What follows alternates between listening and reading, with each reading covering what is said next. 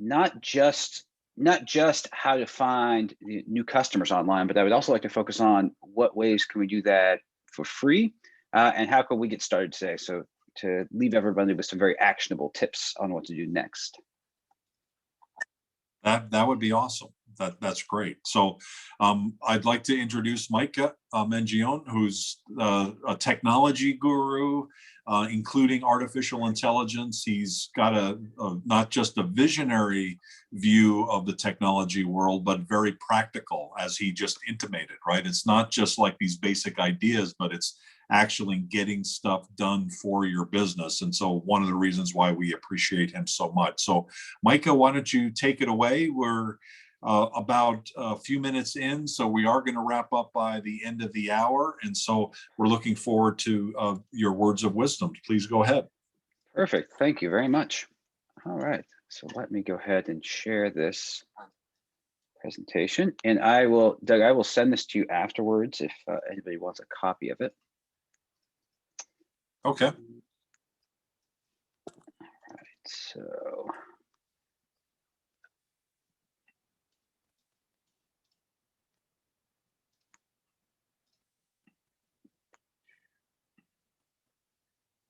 screen share. There we go. Can everybody see this? We can. Yep. Perfect. All right. So like Doug has alluded to, today is all about the step 2 in the 3-step process that we have for how to get found online. The first in the series was how to get found online. The second is how to find new customers. And the third is how to outrank your competition. So here's a little bit about us. And let's go ahead and talk about this. And if you guys are anything like I was, this is a lot of this information is going to be somewhat obvious, but a lot of it is also going to be new because it's about how we put these together. So again, like before, this series is about driving. It's about how we use the tools online to figure out how we rank our sites, whether it's our sites, whether it's our client sites. We analyzed what Google and Facebook wanted with the SEO, what the trends were, and what the most common ways of ranking. How did they perceive the problem? How did they look at the problem? So we use that to now get to this next phase, which is, suppose now we have done all this and we're publishing content and we're getting found. How do we go to the next phase, which is how do we drive traffic? So that is all about what today is. So previously on how to get found online. If you guys remember this slide, this is a slide that we wrapped up the content section for. Ultimately, the key to getting found online for us was high quality and structured content. You know, we talked about what the trends were, and we talked about what the search engines are looking for and why. We talked a little bit about how this is a constant battle. So Google is always, if you're not going to pay for that top spot in the Google search rankings, in which case you can just give them money, Google wants you to be the best fit candidate. And in Google's mind, what that actually means is Google wants you to publish content. They want you to demonstrate the EAT acronym, your expertise, your authority, and your trust in an area, in order for them to give you that spot. Now that's kind of hand wavy, but we went over the details of what that looks like. And what we decided and what we discussed is that content is really the best way. Google highly values content. It pays attention to it. And it actually extracts the very keywords that you get ranked for. It reads your pages and then says, okay, well, this looks like it is a page about this topic. it looks like this page is, if it's a history of snowshoes, it looks like this is a a page about shoes, about the history of shoes, about snowshoes. And so it develops its own internal keywords, and your responsibility is to generate content to give it something to analyze. We talked just a little bit about the content marketing maturity curve, that everything is really it's on a continuum scale, where everybody starts out and, we're all kind of fussing about, we don't know what to do, we don't know how to do it, we don't have a good strategy, all the way up to, yeah, we have a great strategy and we're prepared to leverage content to harness traffic across the world. And the result of that is this curve here. So there is no more effective way of spending your advertising dollar than generating content. Generating content, it doesn't go anywhere. And over time, it accrues. And so once you write a good piece of content, so let's just say, going back to the example, let's just say if your company specializes in contract manufacturing, and you write a great piece of content about some of the newer manufacturing strategies, some of the newer lathes and presses and CNC machines, that doesn't go away. That's always going to be there. And the longer it's there, the more valuable it becomes, because now you're cycling so many people through there, that what happens is your cost for a new lead over time drops off exponentially. And if you look at that in a slightly different way, that when we are looking at pricing leads, the real important question in your search is, if you're going to employ pay-per-click advertising, the question is, how many people have to click and how many clicks do you have to pay for in order to get a conversion? So it's not just what is the cost per click, it's what is your ability to convert that user. And Google will very happily sell you. They don't care. They like money, so they will very happily sell you pay-per-click ads, even if you are woefully, if you are not in an industry, in a sector, and don't have the type of company that would benefit. And we touched just very briefly on that. The types of companies that do very well in pay-per-click ads have a defined product. So it would, for example, not be good for any company that has a product that takes a while to bring somebody through that buying cycle. If you have, if you sell shoes and you have a fixed set of nice shoes, that's a fixed product. You can add CPC budget, send people to it, click and convert. And this real cost here is not just the cost per click, it's the cost per acquisition, or your CPA. So over time, you can see that if you look at that, it may be, let's say it takes you 10 clicks in order to convert one sale, just for math's sake. And let's just say it's $10 per click because it's a highly trafficked keyword. Maybe it's buy shoes now or something like that. That would be a high value, high demand keyword, because we have caught that person when they're ready to buy. So content isn't like that. Content, as you can see, just stacks up on itself. And over time, it is the most efficient way that you can spend your marketing dollar. So with that little bit of a review, let's talk a little bit more about this entrepreneur story that we had started last time. And really what we're going to have to do is we need to look at where people are. So that's always the big question. And we talked a little bit in this last cycle about how the internet is fundamentally different than what you would expect if you were opening up shop on a main street. On Main Street in a city, just by virtue of you being in a physical location, people pass by you. Now that's completely different from the internet, which is it's the internet's so broad and distributed.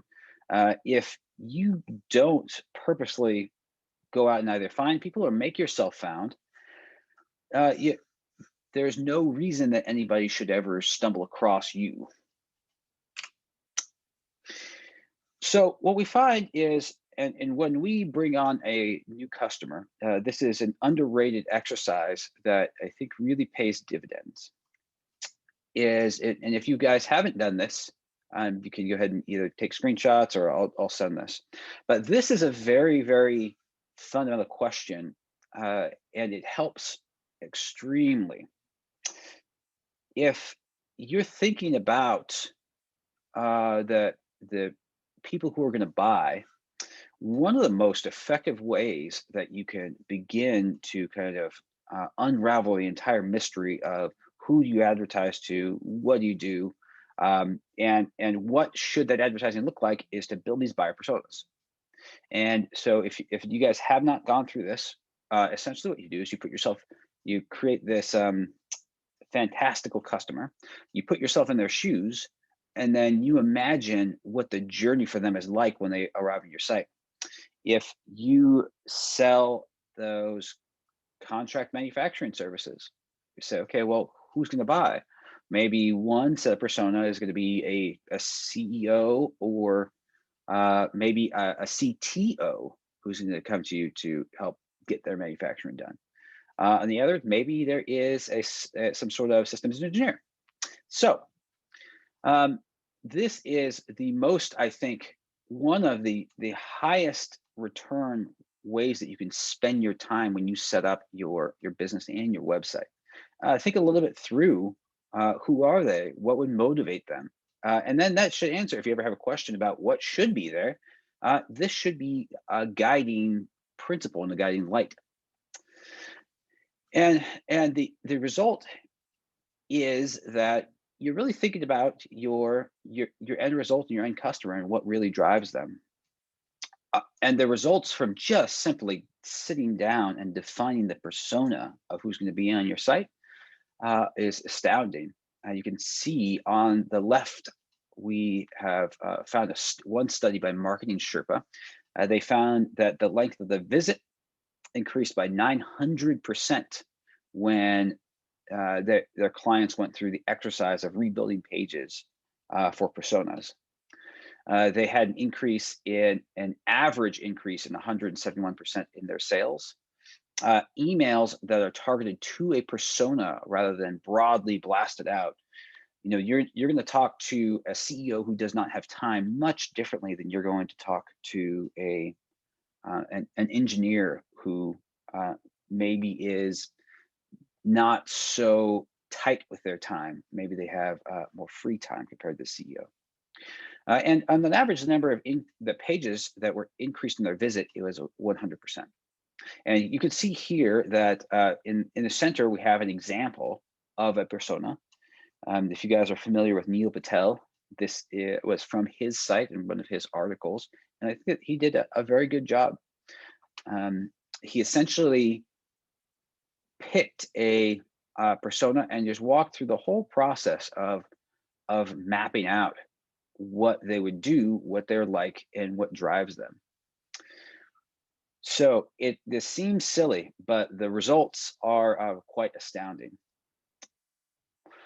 So once you do that, it also works when you're crafting content, because really what we want to do is we want to write the correct content, and the right content for one of those types of personas is not going to be the same as the correct content for another. If you're writing for a CEO or an executive, you do not have a substantial amount of time. Maybe they're tight for time, and they need things that are concise, that are to the point. They have lots of graphics and visuals that they can grasp very quickly and move on. Whereas if you are writing for an engineer, you might need to spend a lot more time in this phase, and that's important to know. because some content, the same content, even if it's well written, even if it's fun to read, even if it's great, even if it's well researched, you know, well researched, marvelous content to the wrong audience is still ineffective, and that's where we don't want to get. So think through the personas. And so it's not only a great strategy for your site and your brand and all of your marketing, but it's also that should be the core of how you create your content and what your strategy is. So after you've created your personas, the next best thing that you can do from a marketing perspective is to understand the cyclicality and trends of the things that you're going after. And today we're going to talk about two free tools. The first one is the Google Trends. And if you guys want to follow along, that's at trends.google.com. And the second one is the Google Keyword Planner. Now, this is available if you have a Google AdWords account. The Google Keyword Planner is available from your Google AdWords account. You don't have to pay for it. It is free to sign up for, and it's free to use. And they will actually give you, if you're thinking about your site or you're thinking about increasing exposure for your site, Google Keyword Planner will actually give you the volume of that searched keyword. So for us, not only are they free tools, but they're invaluable. Everybody can sign up for them. Everybody can start to use them. If you combine this with our previous discussion about typing in the search query, going to Google and finding out exactly what Google thinks about your keyword, that combined with this strategy is how we actually plan our content for our clients with ConnectAI. And you could see here that this keyword flowers, there is a certain trend to it. So publishing content when this search graph peaks is an easy and very natural way of harnessing customers and harnessing the times that they're searching. So we're going to dig into Google Trends. So, we've talked about personas. We've talked about using Google Trends and Google AdWords and looking at the search volume of their keywords. But now what we're going to do is we're going to dive and do a deep dive into Google Trends to show you how exactly you can harness the different trends and the different variations in order to most effectively advertise and most effectively deploy content. So when you add multiple keywords into Google Trends, these keywords are compared relative to each other. So in order to read this, the way that you would understand this is, this is just one search term. This is a search term, flowers. This is all relative to the maximum search volume. So it's a scale of 0 to 100, and it doesn't care what the actual absolute maximum is. You can see down here in this graph that maximum may have been that maximum may have been around 1.6 million searches, but here in the graph it's normalized, that we call it, and so 1.6 million becomes 100. Oops. All right, so now that being said, let's look at this. What the product that you sell, the service that you sell, the offerings that you have, these vary by region, and these also vary by the terms. They may vary by the terminology used.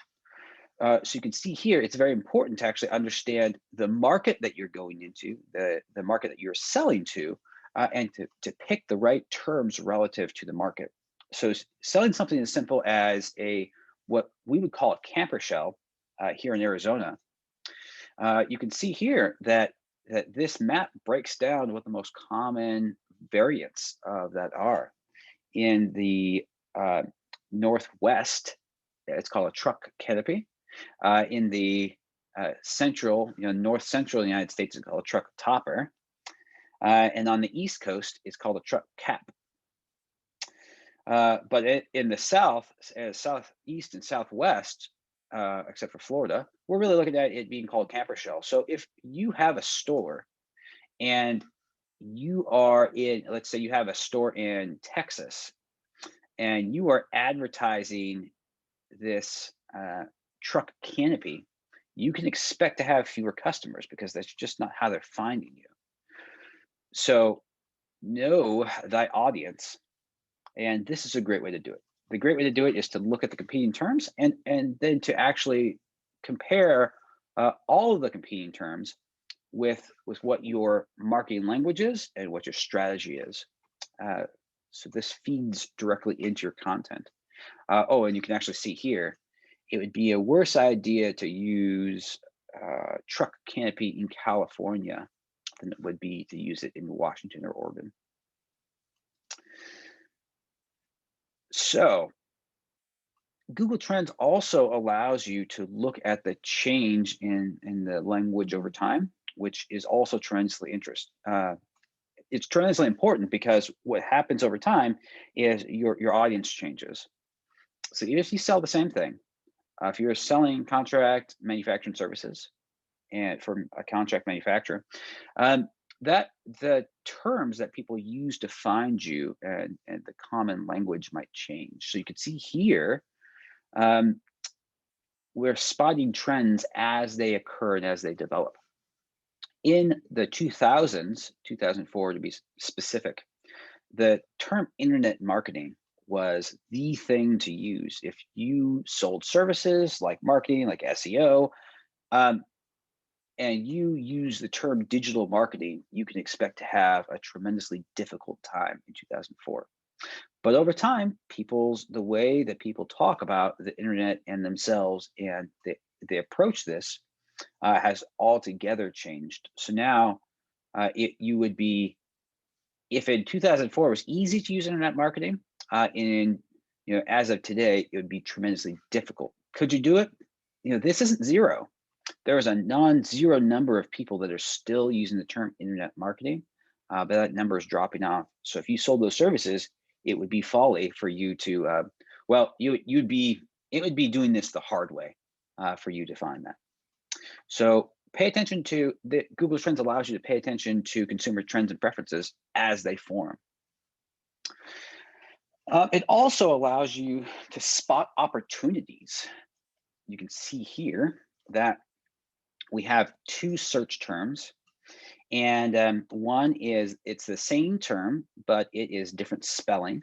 And this gets into where you expect this search to be performed. So we have the terms donut and donut. This donut is kind of the historical and traditional way of calling that circular pastry. This is much more popular on the East Coast, and it's tremendously popular in the UK.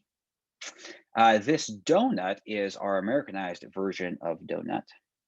And the thing you could see here is we have a very clear periodic pattern forming.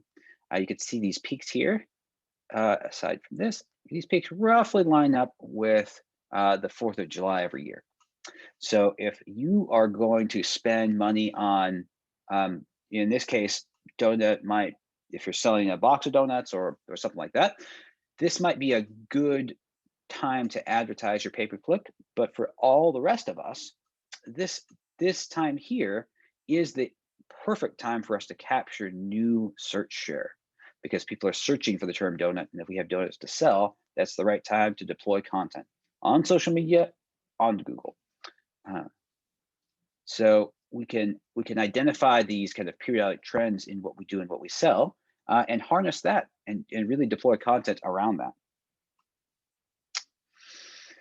The other thing that Google Trends allows you to do is it allows you to identify periodic trends and identify outliers.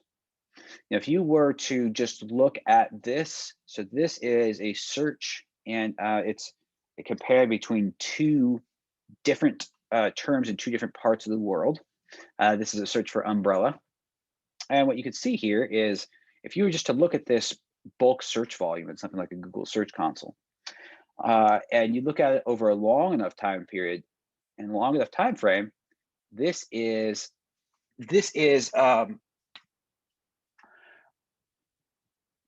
what we would call a periodic trend. So you can kind of see these bumps form. And this is a one-time spike from the song Umbrella by Rihanna.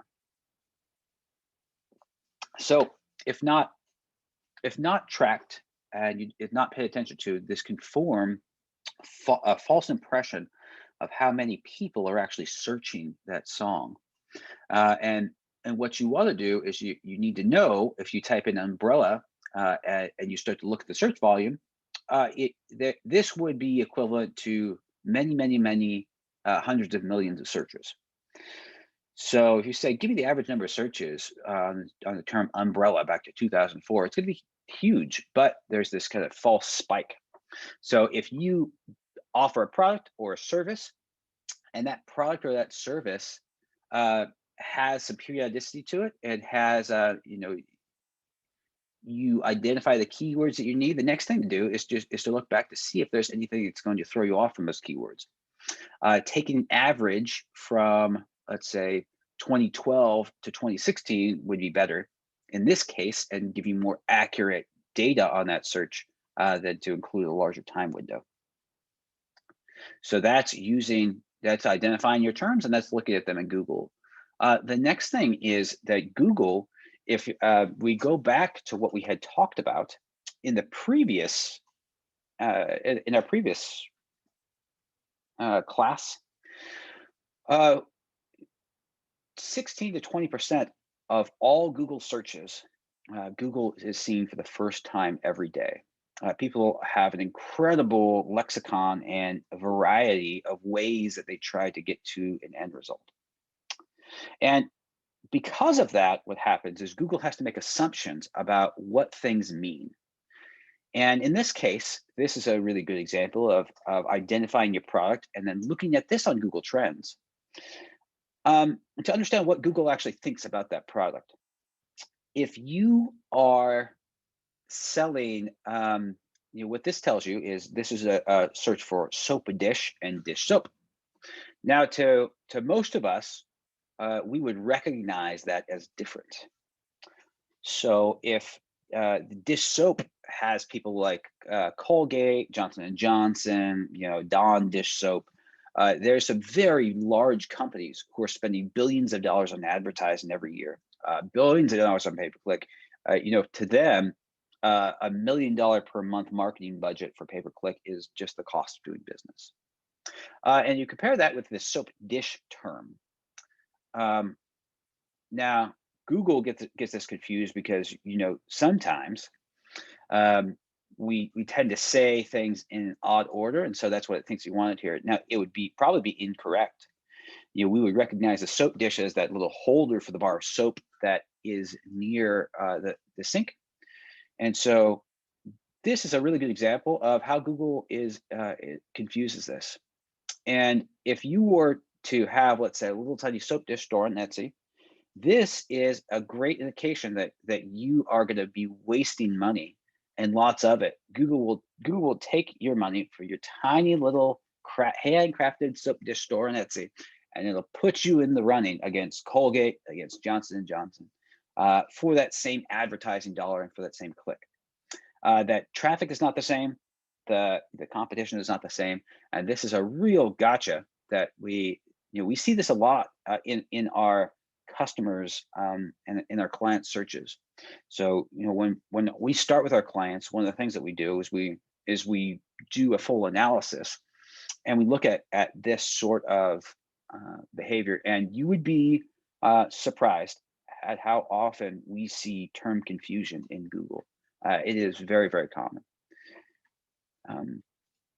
And I'm actually personally surprised that it doesn't happen more, given that 16 to 20% of all searches every single day are brand new, and yet people aren't too upset with Google. So they're doing something well, but you really have to catch situations like this. The next one goes really back to this, the example with Umbrella and Rihanna. Just if you're in the top here is Google's their AdWords key planner, and below this is our Google Trends graph. And what you see here is um, you have to understand what's happened with that keyword uh, while in this period of the Google Search Console, because they can be misleading. And a good example of that is a comparison of fidget spinner versus yo-yo. Fidget spinner was extremely popular. It seemed to explode out of nowhere and burn like a bright flame, and then kind of fizzle out. And you can see that here. That the key, it had this nice period in between March and July of 2017. And really that's maybe March and August, where it had a huge spike and then it really trailed off. But you would not actually call the searches for fidget spinner on average much better than the searches for yo-yo, especially now. So if you saw this and said, I'm gonna I also sell, I have a company that sells toys, I'm going to put tons of money in. I'm going to dump thousands of dollars into fidget spinners because that's, Google keywords tells me, that my AdWords keyword planner tells me that I have 1 million views each month. Well, you really have to understand the context of that. I would say even though this says 903,000, it's not getting. It's getting fewer searches on a monthly basis than Yo-Yo is. So dumping a lot of money in here is going to be the hard way of selling toys on your site. I think that we have we've got about hang on with me, guys. We've got about 3 more slides, and then we'll take questions.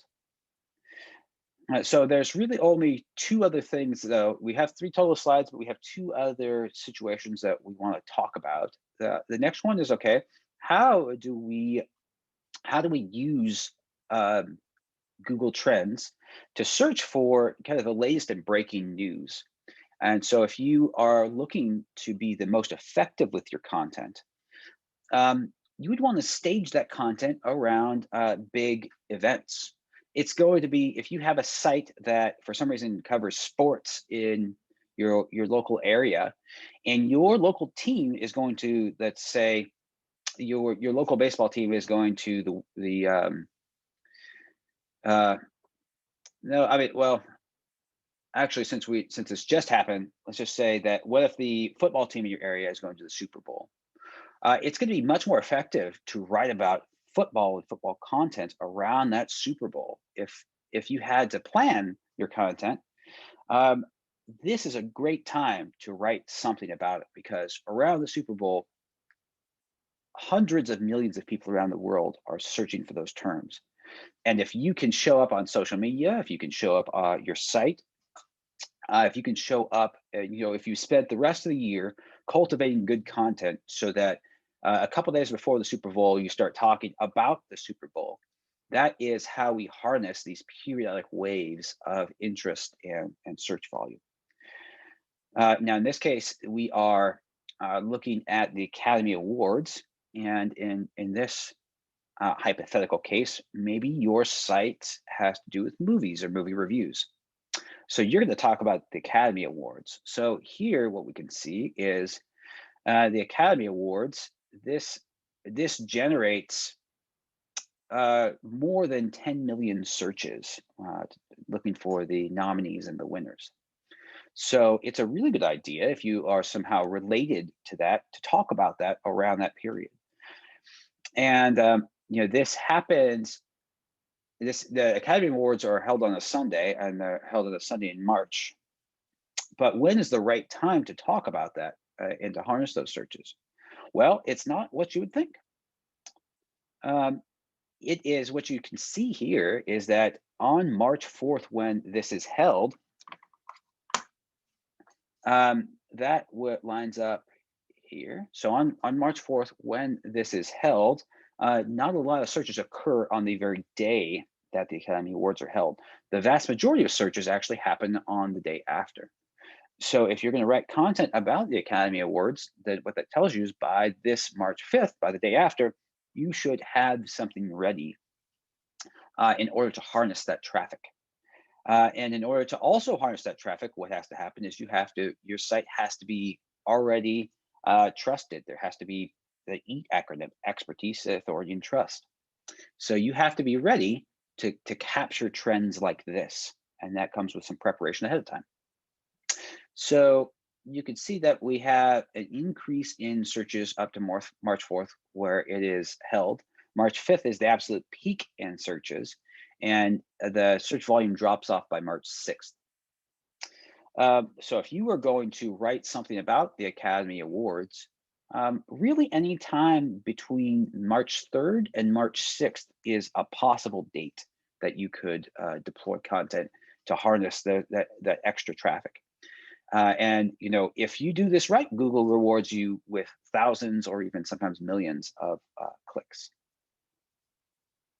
So now what we'll do is I have decided to kind of allow a little bit of extra time for us to go through questions. And if you guys would like to see, we can go through some real life examples, just depending on which questions everyone has and how much you guys would like to see. Well, I think it probably makes sense to go through the practice. I love what you've done with your presentation in terms of making it very practical. Yeah, this is something that we wanted to make sure that when we're talking about this, we're not relying on many hundreds of millions of dollars we're not talking about the biggest tools, because there are tools that you can get into, and there are tools that cost thousands of dollars, but really the best tool that we've found is just Google itself, and that's really free. And so regardless of your size, you can use this. So in this case, let's take a look here. So Doug, do you know what term it is and let me go ahead and share my screen. Do you know what term it is that people use when they find your organizations like the Global Chamber? Good question. I'm not sure. You mean like number one? Mm-hmm. So basically you look at who's hitting the site from kind of random places. I presume it's growth or it's probably Global Chamber, right? Like a direct search of that. But then you're saying there's probably other terms like exporter or export chamber or chamber. What are you finding there? Let's see. You're going to unlock a secret here, I'm sure. So this is cool. Yeah, so it turns out that Global Chamber has more searches than Export Chamber. Maybe business networking, something like that. Business network. Is this a local search now? Is it? This is we have our search parameters set to the United States past 12 months. So you can see here that Global Chamber has, you've got quite a bit of searches here. So you have quite a bit of search volume. So Export Chamber has nothing, whereas Global Chamber has a nice big spike here. And then here there's business networking. So maybe, let's see. Let's go ahead and remove this. The spike must have been when you guys joined. Google knew. A trusted source. So what else? Maybe what else would we? Let's see. So we can actually a good way of. What about something like global growth or kind of generic terms like that, or growing my company internationally? Growing my company. Global growth organizations. Yeah. Now we do know that that something to the effect of 18% of all searches begin with who, what, where, when, or why. So it's really not a bad idea to say how to grow, how to network my business, like that. Wow, this Global Chamber term is really performing well. So far in the lead, we have Global Chamber. The red is business networking. this is, growing my company, how to network in business is much lower. Um, how about business networking? Aha, business to business networking. Now we're starting to get some variation here. All right, so you can see here in this graph, like looking back to what we had before, by far and away, if you were going to advertise on a term and get traffic that was not quite ready to sign up for Global Chamber, like they didn't have the name Global Chamber, the best way to do that is business networking. So this is the most popular search term, but Global Chamber is a surprisingly, so we call it a branded keyword, when ours would be ConnectAI. So when people type that in directly, what they're really doing is, thinking back to how to get found online, people are really using that as a navigational aid.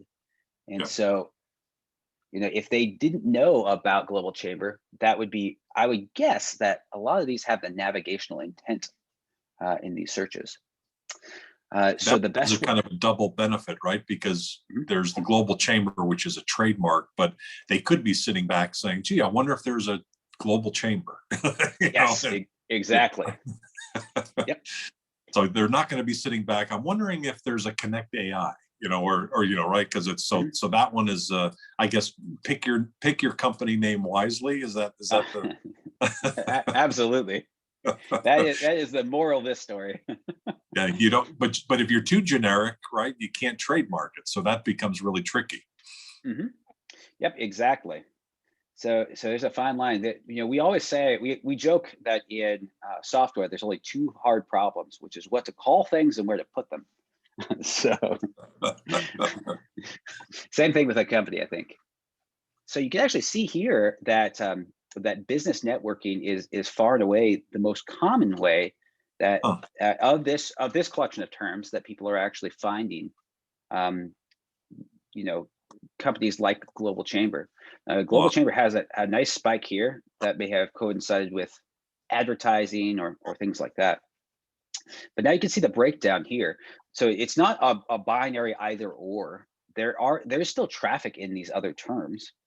And so you can see here this the purple line represents the relative traffic.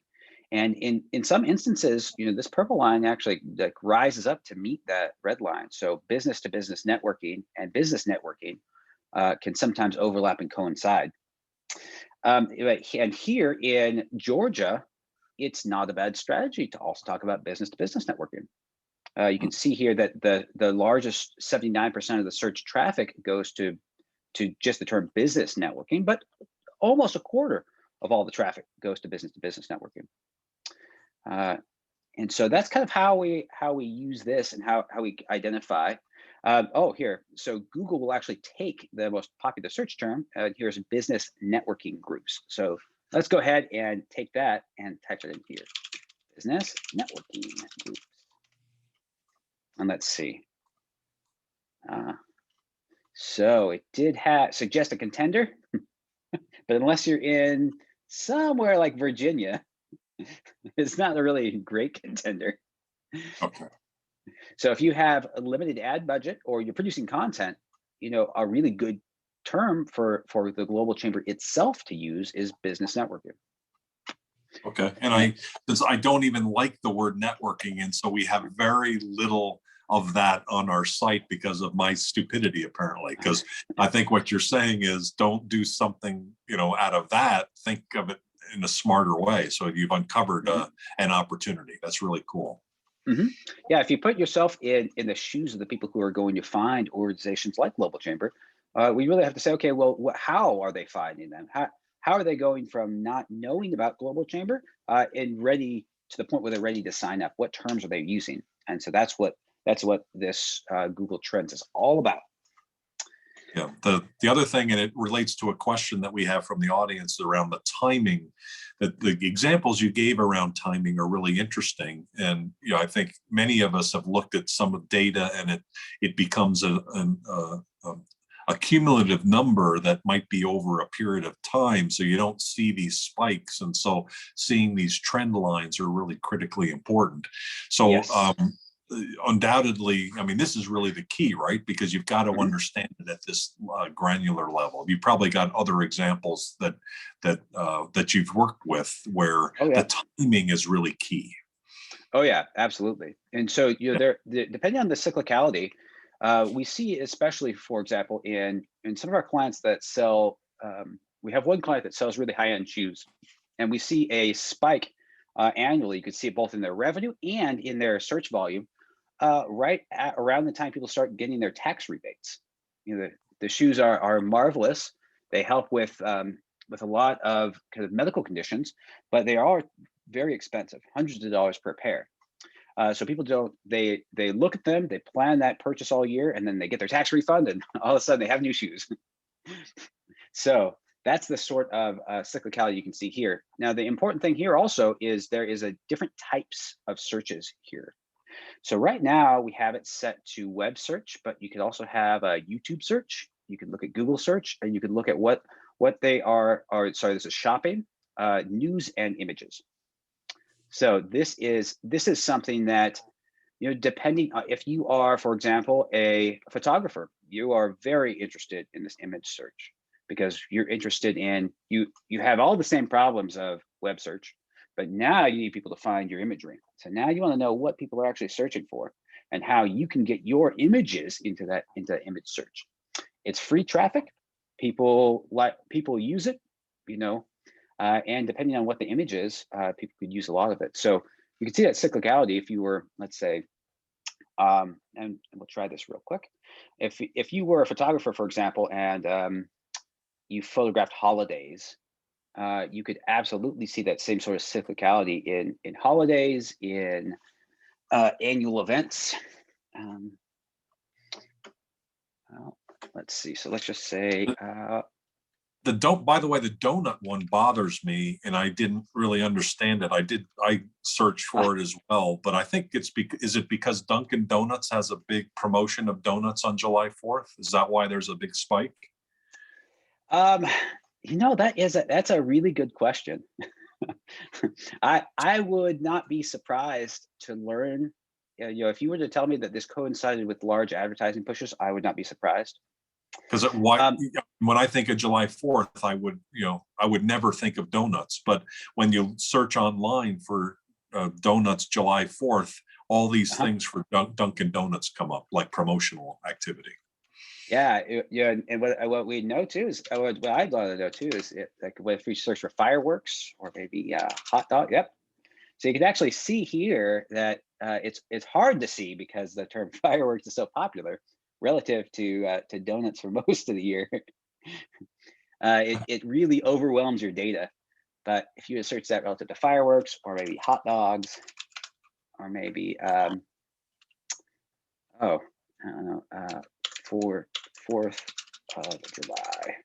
Maybe it's trying to search for kind of these celebrations. Yeah, so you can actually see here in trends when they start to appear. And what's really interesting is when these terms appear when they reach their maximum. It it looks like I'm a little bit off too. This search for fireworks definitely peaks around the 4th of July, but the search for donuts, that is just bizarre. The search for donuts peaks, it looks like, right at the beginning of July. This May to July area. So they're probably capitalizing on the holiday, and they're probably closed on the 4th, maybe. I don't know. But so they basically kind of building up and leveraging it. Uh huh. Yep. But if you Absolutely. look, it looks like other donut places are working on patriotic donuts and things like that. Somebody started kind of a trend. So in your Uh business, huh. see what you can do, right? Pick a Ex- holiday and connect a keyword to it and go from there. Is that exactly. You got to go. The whole exercise about the persona and about this is you really have to go where the people are. And if you are thinking about delivering content, if you're thinking about structuring what's on a web page, if you're thinking about um, rewording marketing handouts. The best thing that you can do is say, okay, well, what is it that my customers are expecting to see? What is it that they want to see? And let's deliver that. There's no reason to swim upstream if you don't have to. That gets very expensive. So it looks like Makes a lot actually, of sense. We only have a couple 3 minutes, and so unless there's some other, please feel free to show another example. But yeah, I think we're to the point where feel free to start to wrap up as well. oh yeah. So I actually have a pretty relevant example, real quick, because we have just a few minutes right now. What's happening is nationwide. We're passing new laws on marijuana, so it's getting legalized across the nation. Now, if you were, now Google does not allow you to advertise for marijuana, and they will not allow you to buy those keywords. So those are still restricted, but they do not stop you from writing about it, and they do not stop you from getting organic traffic. So the question is, what's the best way to get that organic traffic? So if you were to type hemp, maybe, and compare that with cannabis, and compare that with maybe marijuana, and maybe compare that with CBD. And there is a new trend for something I just saw an advertisement for the other day, CBG. Let's see, CBN. No, actually, let's go G, because CBN has some confusion. So this really kind of allows you to compare this over time. Now, this is interesting because businesses can't buy AdWords advertising for this term. So what they have to do, if you are in this sort of business, the only thing that you can do is generate content in places that people, where they are. So that's generating blog posts, that's generating social media, that's generating images, that's going through kind of this process of planning and executing on content is the only way to get this traffic. And you can actually see what the breakdown is for how people are getting to this term. CBD was the best possible term that you could use from the end of 2018 to even now it outranks the other terms. So that's another example. And with that, I see an open question that says, would it be possible to share today's demonstration? Yeah, no problem. I will send my slide deck to Doug, and anyone who wants it, please feel free to reach out to him. If you guys have any questions, and if you guys, if anybody would like to talk about their business, to go through this exercise, we would love to help. So we are more than happy to sit down to look at your search presence, to look at your digital presence, and to help you craft a strategy. Awesome. Well, thank you very much for today. This has been really enlightening. This is a second part of a 3-series workshop that next week concludes. It's next Friday, same time, same station, April 2nd. On this one, it's called How to Outrank Your Competition. So it's really kind of building to the next level, right? Is now that you've got these tools, now how do you look at what your competition's doing and outrank them and do better than them? Exactly.